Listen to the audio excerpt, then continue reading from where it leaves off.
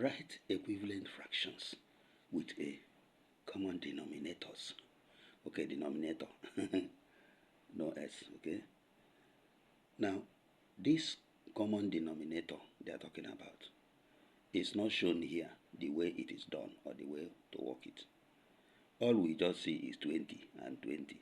Maybe because all of us know that 5 can divide 20 and 4 can divide 20.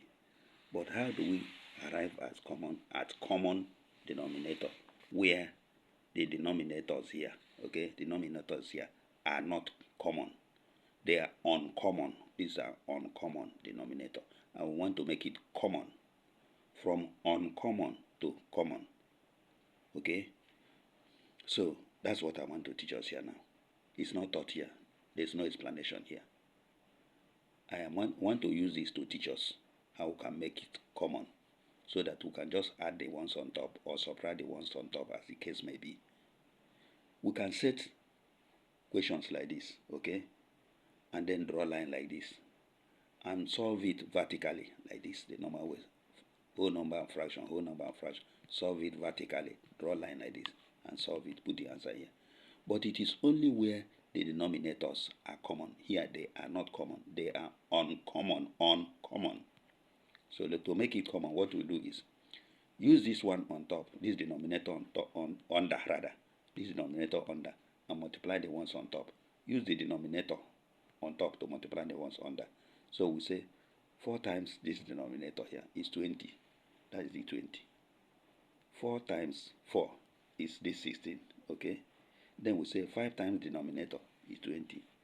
Then 5 times 3, the numerator, is 15, okay? So here we can just add 3 plus 3 is 6. Then we say 16 plus 15 is 31. How many 20 can, that's 31 over 20 first, 31 over 20, because all of them are now over 20. They are common now, over 20. How many 20 can come out of 31? Is 1 whole number, remain the 11. So that one whole number, add it here to be 7. Then that 11 will be 11 over 20. We say it will come out one whole number, 11. So that 11 is 11 over 20. 11 over 20, one whole number, put it here, 7.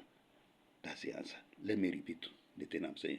I say I'm teaching us how to make denominators that are not common, because it is easy just to add or subtract when the denominators are the same. Here they are not the same. This is 5 and this is 4. So to make it the same, use this denominator to multiply up and use the denominator up to multiply down. So you will have, let's start from down. 4 times 5, 20.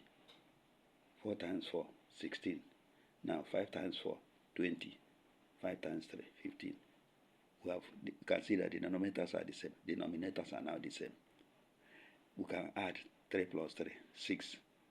Then 16 plus 15, 31 over 20, because they are common. How many 20 can you get here? Is 1. Remain the 11. That 11 that remains is 11 over 20. Add that 1 to 6, it is 7. Well done. That's how to make denominators that are not common, to make them common. That's what we have just done. It's the same thing we will do on any denominator or denominators that are not common. Use the down denominator to multiply all of them up, and use the one up to multiply the ones down. I'm trying to repeat what I said. Well done. See you later. Like here, it's not taught. There's no explanation. Nothing taught us how to multiply it or how to do it. They are just framing from here to 20 and then this. How did it come about? Nobody knows. Okay? Or how did they come about it? Nobody knows. So, but you have learned it now. See you later.